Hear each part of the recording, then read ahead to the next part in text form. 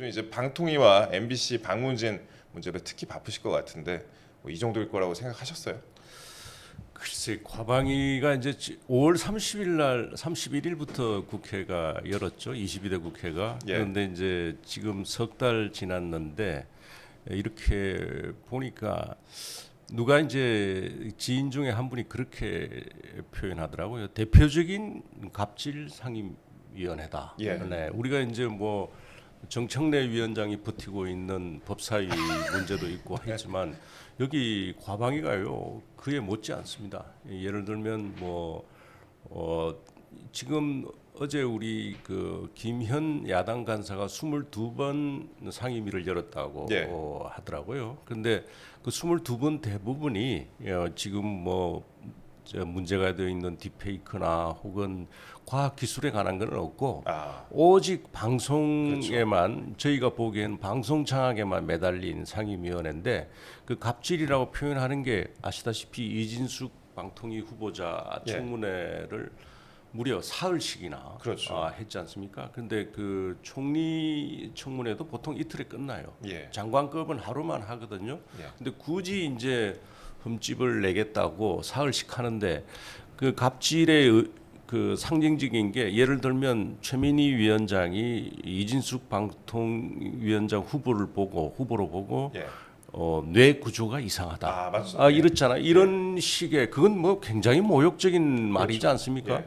뭐 그런 말을 한다든지 그리고 또 방통위를 이제 뭐 어떻게 보면은 속된 말로 더럽다 구워 삶은 거죠. 그러니까 그 여름에 그 직원들이 휴가 간 사람이 있겠습니까? 오죽했으면 탄원서를 써내겠습니까? 네. 예를 들어서 저희가 상임위를 하루라도 하면 저희 보좌진은 거의 준비하느라고 밤을 새거든요. 네.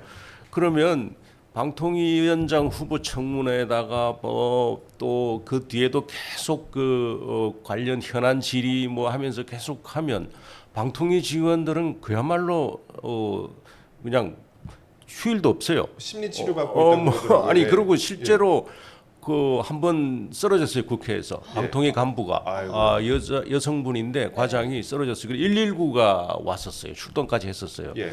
그런 그게 이제 공무원에 대한 대표적인 갑질이지 않습니까? 그러면 아침부터 이제 와 있어야죠. 그리고 그게 또 뭐 저녁 때 밥 먹을 때쯤 되면 끝나지 않아요. 네. 뭐 12시 넘어가고 차수 변경해서 2시 반까지 간 적도 있고 그런 그 대표적인 거고 또 어떻게 보면 진행상 아마 다들 그 국회 방송이나 보셨을 텐데 이 진행하는데도 저희가 보기에는 위원장이나 야당 간사가 굉장히 편파적이에요. 예를 들면 뭐 참고인 증인 채택하는 데 있어가지고 상식적으로는 과거에 야당 여야 간사가 협의하게 그렇죠. 돼 있는데 그 직전까지 명단을 안 준다고 하는 거예요. 그럼 저쪽에서 갑자기 이제 다수니까 밀어붙이는 거죠.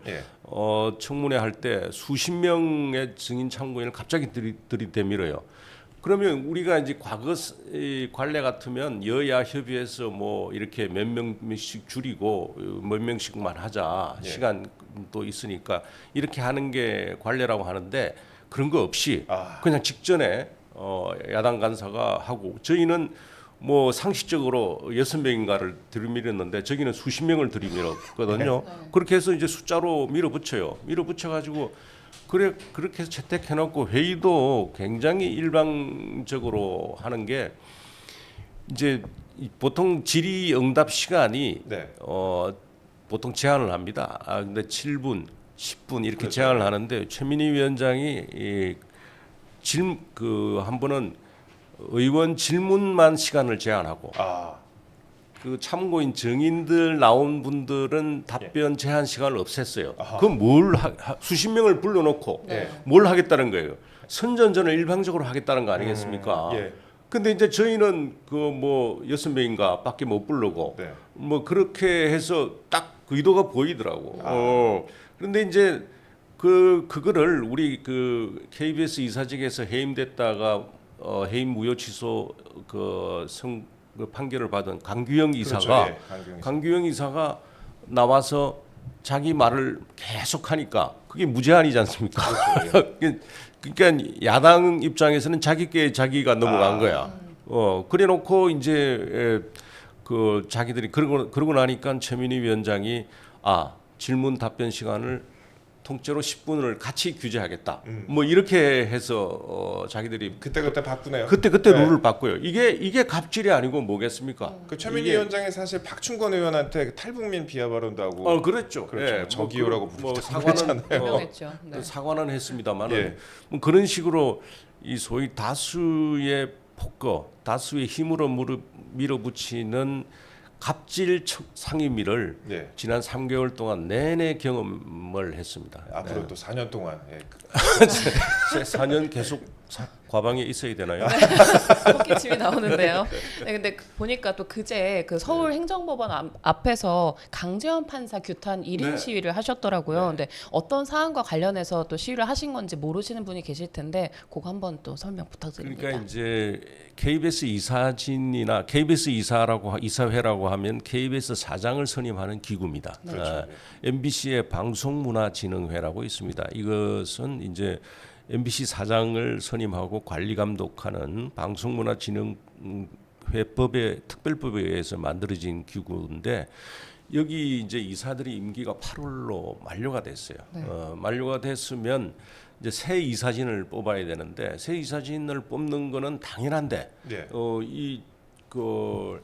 이제 방통위에서 이진숙 후보자가 이제 우여곡절 끝에 위원장으로 임명을 받았지 않습니까? 그래서 김태규 부위원장하고 그 두 명이 이제 물론 뭐 5명이 하게끔 합의제가 돼 있었죠. 돼 있었는데 그 두 명밖에 없으니까 왜냐하면 야당 추천 2명, 여당 추천 1명. 그건 국회 몫인데 그렇죠. 야당이 추천을 않고 있었어요. 계속 이제 그래서 그 두 명이 새로운 방문진과 KBS 이사진을 선임을 했어요.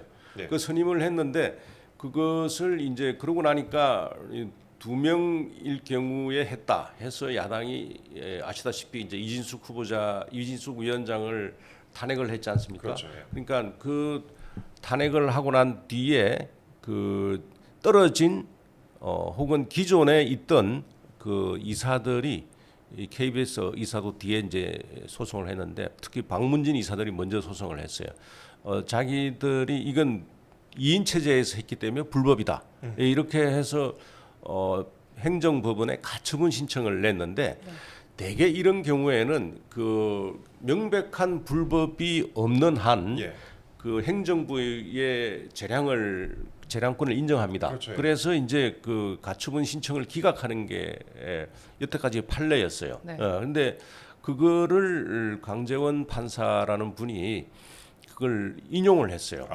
그래서 뭐 보면 다른 이 변호사 단체에서도 납득할 수 없는 민변 외에는 납득할 수 없는 거라고 막 성명을도 내고 했는데 그것을 규탄하는 그런 시위를 했습니다. 여러 가지 하고 계십니다. 사실 이게 행정부의 인사 조치가 중단된 그런 셈이 된 거 아닙니까? 그러니까 제12 재판부 아까 말씀하셨던 이제 강재원 판사가 가처분을 인용을 해가지고 그 지난 정부에서 임명이 됐었던 뭐 권태선 방문진 이사장이나 그다음에 김기중, 박선아 이사가 임기가 만료가 됐는데도 앞으로도 계속 방문진화에서 일하게 됐다 말씀입니다. 그러니까 그래서, 이제 이 방문진법 제6조 2항에 이런 게 있습니다. 예. 그 새로운 이사진이 선임이 되지 않으면 그 전 이사들이 그 임기 계속 한다. 예. 이런 이제 단서 조항이 있어요. 그리고 그거를 어떻게 보면 악용한 거죠. 왜냐하면 아니 그 이제 행정법원의 주장은 납득할 수 없는데 그 방문진 2인 체제의 불법성이 여부가 있다. 그 뭐 가릴 필요가 있다. 이런 취지로 판결을 했는데 방문진 2인 체제는 그게 바람직하지는 않지만 불법은 아니라는 이미 판례가 있습니다. 서울고법이나 그렇죠. 헌법재판소 예. 네, 그런 데서 판례가 있는데도 불구하고 그렇게 했고 또 하나 지금 그 임기가 이미 끝난 사람들이 낸 소송을 받아주고 새로 신청한 사람들의 소송은 다른 6부에서 기각시켰거든요. 그런데 12부에서 그 받아주면서 지금 임기가 끝난 이사들이 자신들의 이익을 심대한 이익을 침해받을 수 있다. 이런 그 판결문을 내놨어요. 그런 취지의 판결문을 내놨는데 그게 어떻게 납득이 가능합니까? 그러니까 이건 굉장히 납득할 수 없는 거고 또 이분이 이제 그래서 이분의 이력을 뭐 살펴보니까 또 국제인권법 연구회 소속으로 활동을 하셨고 또 뭐 김명수 사단의 뭐 핵심 인물이다 이런 이야기도 들리고 그래서 이게 참 이게 뭐 저희가 의심하는 것은 역시 판결로 정치를 하겠다라는 분이 아닌가 이런 의구심이 들죠. 이번에 그래서 KBS 이사진도 똑같이 이제 방통위 이사 임명 효력 집행정지 신청을 냈는데 이것도 같은 재판부에 배당이 된 거 아닙니까? 그러니까 그게 참 그게 좀 신기하지 않아요? 그러니까 그 14부까지 있대요. 그런데 이제 그게 뭐 전자 랜덤으로 이렇게 배정이 된다고 하는데 그 12부가 연속으로 이렇게 배당이 될 확률이 어디선가 뭐 했는데 196분의 1인가 그렇대요. 14에 뭐 그런 확률이라고 하는데 그런데 이게 그러면 납득이 가겠습니까 이거? 납득이. 이게 영 저는 뭐 더 석연치 거겠죠. 않은 그런 결과입니다. 그래서 만약 이런 논리라면 네.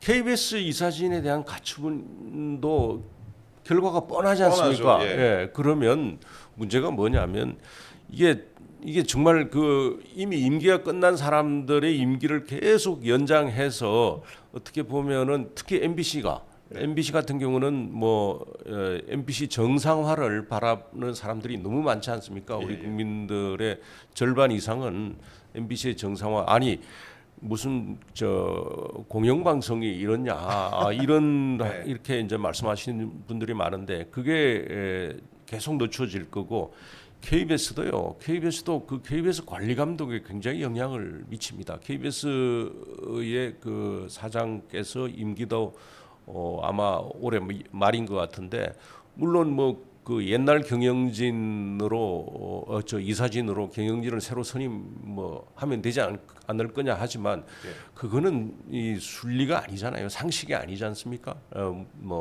그래서 그런 문제들 아주 복잡한 문제들을 이 판결 하나로서 야기하려고 했고 또 일정 부분 지금 성공한 것 같아서 씁쓸한 측면이 있습니다. 또 MBC 출신이신 만큼 그 지난 수년간 그 MBC의 모습에 대해서 누구보다 많은 생각을 하셨을 것 같은데요. 그 권태선 이사장 재직 시절에 역다 최다 제재를 또 기록하기도 했고요. 공영방송임에도 불구하고 이제 정치적으로 편향됐다는 지적을 많이 받았는데 이거에 대해서는 어떻게 생각하십니까? 그러니까 이제 사실 그 시중에 그런 말이 돌지 않습니까? MBC가 지난 총선에서 민주당 의원 100명 이상의 역할을 했다. 뭐 아시다시피 뭐 지난 대선 때도 직전에 그 김만배 신앙님 뉴스 그 녹취록 그거를 뭐 내곡진가하고 또 뭐 지난번 총선 때도 일종의 대파 게이트라고 명명됐는데 대통령이 875원 가격에 단정적으로 이야기한 것처럼 아니 이 정도면 이제 대통령께서는 그때 전문을 보면 이 정도면 합리적인 가격인데 다른 데는 그렇게 팔지 않지 않을 거냐 이런 식으로 현실 인식을 갖고 이야기를 했는데 그거를 싹둑 잘라가지고 이제 그걸 사실 아젠다 세팅을 한 게 MBC죠. 그 전에 뭐 JTBC 유튜브라든지 뭐 또 오마이뉴스라든지 민주당 선명도 있었지만 이게 이제 발전 진화하는 과정에서 그 이제 소위 중요한 단서라고 그럴까 조건적인 단어는 싹 빼고 딱 그 한 단어만 상징적인 단어만 그렇게 했는데 그런 걸 비롯해서 MBC가 공영방송의 그 모습은 뭐 아니었잖아요. 네, 이게 뭐 그냥 노영 방송을 넘어서 어떻게 보면 진영 방송이라고 비판을 받고 한 거 아닙니까? 그러니까 뭐 민주당 방송이라고 비판을 받았고 이게 뭐 다른 상업 방송이나 혹은 유튜브나 그러면 저는 이해가 가요. 근데 이게 자신들이 주장하는 구성원들이 주장하는 공영방송 아닙니까 이게 국민의 재산이고 실제 국민의 재산이고요. 바이든 날리면 그때도 그랬어요. 예, 그때도 그렇고 그래서 이런 그리고 국민소득 3만 달러가 넘는 나라에서 소위 그 공영방송이 이렇게 매번 선거 때마다 편파, 이 조작, 논란에 휩싸이는 그런 사례가 있습니까? 제가 보기에는 없어요. 그러니까 이게 그런 면에서 문제가 많죠. 네. 근데 이제 앞서 말씀하셨던 이제 본안 판단에 그 이제 가처분 관련해서요. 네. 본안 판단에 시간도 오래 걸리면은 사실상 이번 정부 끝날 때까지도 방문진에 관해서 인사권을 제대로 행사할 수 없는 거 아니냐 이런 목소리도 좀 나오고 있습니다. 그래서 뭐 정부 여당 입장에서 취할 수 있는 방안이 있을까요?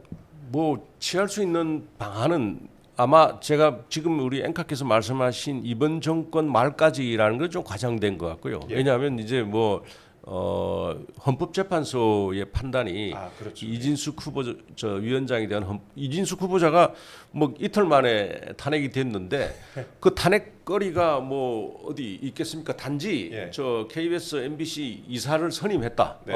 그리고 뭐 판례도 있고 이 2인 체제가 이게 충분하지는 않으나 불법은 아니다라는 판례가 있고 해서 헌법재판소의 그 이진숙 후보자 위원장에 대한 판결이 나오면 네. 그 좀 빨리 당겨질 수도 있고 여러 가지 또 뭐 가능성이 있지 않습니까? 그 조치할 수 있는 그리고 본안 판단도 그게 그렇게 아마 끌다가는 이제 국민적 저항에 부딪히지 않을까 그렇게 생각이 듭니다. 네. 또 일부 매체는 그 몇몇 언론단체 여론조사 등을 바탕으로 윤석열 정부가 언론 장악을 하고 있다, 언론 탄압을 하고 있다 이렇게 주장하는데 이건 어떻게 생각하십니까? 아니 지금 어떤 언론이든 윤석열 정부에 대해서 무슨 말이든 다 할 수 있지 않나요? 네. 아니 못하는 말이 어디 있습니까? 아니 대통령 부부를 살인자라고 이야기해도 그거 보도를 못합니까? 아니잖아요. 네. 지금 상황에서는 기성 매체가 자기들이 이른바 걸러서 게이트 키핑을 거쳐서 보도한다 손 치더라도 온라인으로 원문이 다 그냥 나가는 그런 그렇죠. 예. 그런 현실인데 언론 탄압 그건 진짜 있을 수가 없는 일이고 그거를 이제 소위 진보 좌파 진영에서 들어대는 게 뭐 예를 들면 국경 없는 기자회 뭐 이런 걸 들이대는데 그 자료를 보면은 우리가 아프리카 말라위하고 비슷한 말라위. 네. 그런 나라들은 예.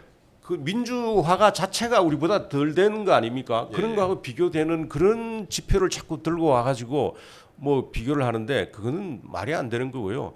아니 여기 있네요. 우리 올해 62인데 아프리카 말라위가 63위, 시에라리온이 64위네요. 그러니까 이런 그 소위 국경 없는 기자회. 근데 이 국경 없는 기자회를 만든 인물이 공산주의자라고 그래요. 예. 그리고 또 누가 도대체 특혜 누가 우리나라에서 이 부분에 조사에 참여하는지도 알려지지 않아요. 그러니까 이런 부분들을 자꾸 이제 뭐 필요한 자기들이 필요한 여론조사나 혹은 조사 내용을 불러서 꺼내 가지고 이렇게 주장을 하는데 그건 뭐 우리 국민들이 잘 아실 겁니다. 우리 어떻게 우리가 도대체가 말 못하고 보도하지 않은 기사가 어디 있었을까? 이거 어떻게 보면 어떤 분들은 이게 너무 과잉이지 않나 이렇게 이야기하는 분들조차도 있는 거 아닙니까? 아까 이제 여론조사 얘기를 하셨는데 여론조사 항목을 두고도 이게 뭐 답을 정해놓은 여론조사 아니냐 이렇게 비판하는 분들도 계시더라고요. 그래서 비슷한 말씀을 또 하신 것 같습니다. 그런데 이제 그 과방위에서 과학과 방송, 통신 기능을 이제 분리해야 한다 이런 목소리도 정치권에서 좀 나오는 것 같아요. 지금 이제 너무 방문진 이런 부분에 있어서 야당이 집중을 하느라 그러니까 과학이나 통신 관련된 요즘 아젠다 같은 요즘 이슈 같은 게 전혀 다뤄지지 않고 있다. 이 부분을 좀 문제를 제기하시는 분들이 많이 있던데요. 맞습니다. 이 부분을 좀 어떻게 생각을 하십니까? 그 지적하신 말씀은 맞는데 그럼 어디로 보내죠? 방송을 또 새로 하나 만들어야 될 것 같아요. 새로 하나 만들고 아니면 뭐 방송을 다른 상임위하고 갖다 붙이면 또 그걸 또 쟁탈전이 벌어지겠네요. 그 상임위가 또 마비되지 않을까요? 그러네요. 그래서 이게 사실 좀 이게 우리가 이 공영방송을 그러니까 이게 한번 냉정하게 본질을 놓고 보면 이제 사실 이 우리 지금 체제가 전두환 체제라고 저는 생각합니다. 예. 언론 통폐합으로 만들어진 체제인데 네. 그게 아마 세계에서 자유주의 국가에서 이렇게 유례 없이 공영 언론이 많은 나라가 많지 않을 거예요. 네. 그런데 이제 그것을 이게 민주화 시기를 거쳐 가지고 네. 저는 그 언론 노조가 대부분 장악했다고 봅니다. 네. 그래서 이게 이제 저는 노영 방송, 노영 언론이 됐다고 하거든요. 생각하거든. 근데 문제는 이게 민노총 산하에 들어가서 저기 특정 정당과 지나치게 가까워진 거예요. 예. 이념적으로. 네. 그래서 이제 이게 민주당으로서는 아니 이거 선거에 자신들이 직접 지시하거나 혹은 뭐 협약을 체결하거나 하지는 않지만 아니 이거 선거 때마다 자신들을 위해서 노력한 거 아니에요. 예, 예. 그건 부인할 수 없는 거 아닙니까? 어떻게 보면은 그래서 이제 안 놓으려고 계속 소위 뭐 경영진 교체나 이런 걸 못하게 하려고 경영진 교체에도 새로운 경영진이 들어가서 MBC 같은 경우에 예. 사실 할 수 있는 게 별로 없어요. 아, 그렇죠. 왜 그러냐 밑에 단체 협약으로 인사권과 어떻게 보면 경영권까지도 언론 노조가 사실상 장악하고 있어요. 임명 동의제 뭐 이런 뭐 것도 임명 있고. 동의제. 예. 그러니까 편집 회의조차도 언론 노조원이 원하면 들어간다는 거 아닙니까? 그러면 여기서 편집 회의를 하는데 되게 기탄 없이 말을 해야 되는데 언론 노조원이 앉아가지고 계속 저 우리 이동재 국장 무슨 말 하냐 이렇게 적고 있으면 예. 무슨 난상 토론이 되겠습니까? 지금 그렇게 된 생중계가 되겠네요. 생중계가. 예. 안 그래도 생중계 되는데 예. 그러니까 그런 지금 상황인데 이게 이제 이 논란이 계속 되는 걸 갖다가 끊으려고 하면 네. 소위 언론의 다양화, 네. 소유 구조의 다양화 네. 이런 거를 저는 이루어야 된다고 생각합니다. 아까 의원님께서 이제 민노총 언론노조 말씀을 하셨는데 사실 국회 사무처가 얼마 전에 방통위원장 청문회장에서 언론노조 간부들이 시위 벌인 그 케이스에 대해서 출입 제한을 내렸는데요. 요거에 대해서 좀 솜방망이다 이런 지적도 좀 나오는데 그거 보셨어요? 혹시 시위하는 거 보셨어요? 저는 안에서 회의장 안에서 듣고요. 예. 듣고 그 고함 치는 소리 듣고 그리고 그거를 나중에 동영상을 찍은 걸로 봤습니다. 네, 예. 있을 수 없는 이야기입니다. 아니 어떻게 국회 안에서 그렇게 난장판이 가능해요? 그리고 이진숙 후보자가 결국은 이제 방호 요원들의 도움으로 청문회장으로 입장을 했어요. 예, 예. 그러니까 아니 국회 안에서 그런 일이 벌어진다면 도대체 그 국회 경내 밖에 100m 안에서는 시위를 못하게 그렇죠. 돼 있는데 네. 안에서마저 그런 일이 벌어진다면 아니 이게 의원들이 소신껏 어떻게 할 수 있겠습니까? 이익단체들이 몰려오고 네. 난리를 치지 않겠어요. 그런데 어떻게 의정 활동을 그렇게 소신 있게 할 수 있고 아니 그리고 그거는 소위 가장 민의의 전당이라는 거는 민주주의 아주 기본 그 자체 보호는 민주주의 자체의 근간이지 않습니까? 예. 그거를 훼손하고 그거를 한 달간 출입 정지 한 달 뭐 짧네요. 아마 안 오면 그만이죠. 아마 국정감사 기간에 또 오지 않을까 하는 예. 그런 불길한 예감이 드는데 네. 그리고 뭐 그것뿐만 아닙니다. 그 의원회관 안에서 뉴스타파 기자가 저를 뭐 갑자기 밀어붙여가지고 인터뷰하자고 난리를 쳐가지고 제 손등이 긁히고 이런 일이 있었거든요. 그것도 폭력이죠. 취재를 빙자한 폭력이죠. 그러니까 이게 그런 거에 대한 처벌이 확실해야 저는 사실 그 민주주의 문화가 제대로 선다고 생각합니다. 네. 그렇습니다. 네. 예, 말씀하세요. 네, 아니 정치권 이슈도 좀 여쭤보려고 네. 하는데요. 그 최근 야당이 매일 그 계엄령 준비서를 그 언급하고 나섰지 않습니까? 근데 구체적인 근거나 물증이 또 전혀 없이 주장을 이어가는 상황입니다. 근데 어떤 목적에서 이 계엄령 그 주장을 이어가고 있다고 생각하십니까? 그러니까 황당하죠. 네.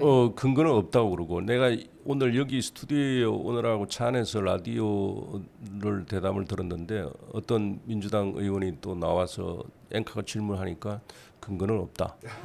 이렇게 뭐 증거는 없다 이렇게 말씀을 하시더라고요. 네. 그거 이게 국민을 우롱을 해도 한참 우롱하는 거 아닙니까? 이 공당의 대표까지 그런 말을 해놓고 뭐 아니면 말고 또 이제 아침에도 그런 말을 비슷한 뉘앙스로 말씀을 하시던데 어느 저 민주당 의원이 이거 결국 계엄령 안 일어나면 우리가 막은 거 아니냐라는 취지로. 그러니까 아, 네. 아마 그런 말 저는 나올 거라고 생각했었어요. 네. 아니 우리가 미리 이 예고를 해서 안 한 거 아니냐, 안 나온 거 아니냐 이런 식의 이야기가 저는 나올 걸로 예상을 했는데 그 비슷한 이야기를 하더라고요. 네. 예. 그러니까 이게 우리 국민들의 수준을 너무 무시해도 무시한 거고 네. 그걸 이제 무엇을 위해서 그렇게 했냐? 아니 그 결국은 이재명 대표를 위해서 그런 거 아니겠습니까? 이재명 대표가 곧 뭐 이제 1심 선고가 나올 것 같으니까 지금 언론에서 보도되는 대로 지지층 결집이나 뭐 또 어떤 힘 과시, 세력 과시. 그러니까 요즘은 이제 양극화가 되기도 했지만 이 뉴스를 볼 때 소위 이 모바일로 앱으로 본다는 거 아니에요? 네. 자세히 이제 바쁘고 하니까 네.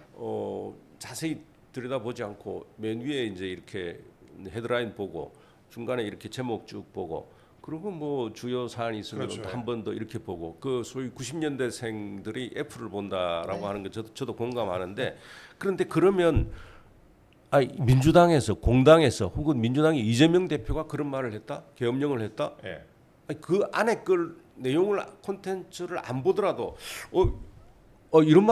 이런 이야기가 도는가 봐. 이런 생각이 들지 않겠어요? 예. 네. 그걸 노리는 거 아니겠습니까? 일일이 다 읽는 예, 사람이 다 많지가 읽는 않죠. 예, 바쁜 세상에 다 읽는 분들 많지 않지 않습니까? 예. 그러니까 그런 걸 노려 가지고 이게 어떤 선전선동의 효과를 극대화하려고 하는 거 아닌가? 그렇게 저는 생각합니다. 뭐 그런 얘기도 했었더라고요. 뭐 민주당 최고위원이 김어준 유튜브에 나와가지고 계엄이 실시될 때 핵심 요원 3명 중에 2명이 충암고다 이렇게 얘기하고 근데 그렇게 얘기해놓고 가능성을 제기를 한 거다 뭐 이렇게 밝히더라고요. 그래서 근거는 없다. 이게 가능한 얘기인지 그래서 어이없는 일입니다. 네, 이게 다 국민들의 수준을 너무 무시하는 그런 이야기입니다. 지금 뭐 우리가 뭐 후쿠시마 괴담부터 뭐 쭉 이어져 왔죠. 네. 온갖 갖가지 사드 괴담, 뭐 심지어 광우병까지 다 이어져 왔는데 어떻게 보면요, 과방위에 22차례 상임위 회의하고 한 게 사실 MBC를 지키고자 하는 거하고 연관이 되어 있습니다. 예. 아니 공영방송이 굉장히 그야말로 저는 이제 최순책은 아니고 차선이라고 보는데 기계적 균형을 지킨다면 예. 아니 MBC를 왜 지킬 필요가 굳이 뭐 있겠습니까? 근데 이제 민주당은 지금의 MBC의 그 모습이 좋은 거예요. 네.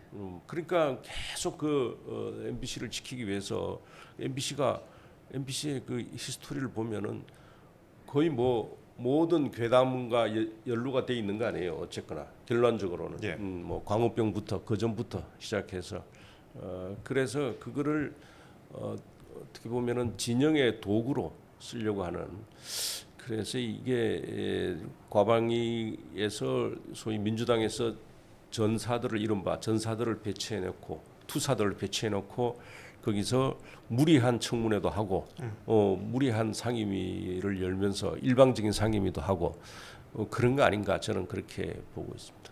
예. 저희 김장겸 네. 의원님 모시고 이제 과방위 얘기 싹 들어봤는데요. 계엄령 얘기까지도 들어봤는데 참 뭐 답답하시겠다 생각 많이 들어요. 좀 네. 스트레스 받았고 4년 일 못할 것 같은데 마지막으로 그러면 최근에 이제 가짜 뉴스와 딥페이크 영상으로 인한 피해가 심각하다는 이제 지적이 나옵니다. 이제 의원님께서 플랫폼의 불법 콘텐츠 유통 방지 의무를 부여하는 이 법안에 발의를 하셨더라고요. 네. 이 발의한 기사도 나왔는데 이거 설명 좀 마지막으로 좀 부탁 좀 드릴게요. 이게 이제 사실 우리가 AI 산업은 어떻게 보면 두 가지 측면이 있습니다. 이거 빨리 진흥을 시켜야 되고 예. 지금 이제 또 문제가 되는 딥페이크 문제가 규제도 이루어져야 되고 지금 이게 사실 두 가지 문제가 굉장히 사실 중요하고 네. 또 심각한 문제인데 지금 어떻게 보면은 진흥도 되기 전에 네.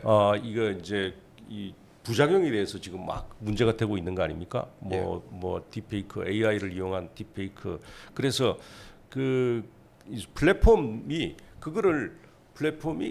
이거는 AI에 의한 생성물이다라고 표시를 하게끔 제가 의무화시키는 법안이에요. 그래서 그게 실행이 되지 않으면 1,000만 원 이하의 과태료를 물리게끔 예. 이렇게 한 법안인데 지금 이 관련된 법안이 여러 의원들 사이에서 계속 쏟아지고 있습니다. 네. 굉장히 이 형량을 강화하는 법안, 이 범죄와 관련됐을 때 이런 법안도 있고 그래서 굉장히 피해가 심각하더라고요. 네.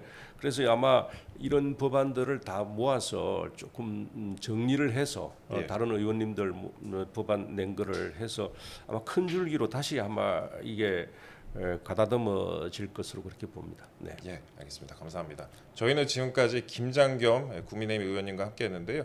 오늘 또 바쁘시잖아요. 이따 바로 또 국회 가셔야 되는 거잖아요. 네, 그래서 본회의가 있습니다. 예, 그래서 저희가 이제 의원님 김장겸 의원님 보내드려야 될 것 같은데요.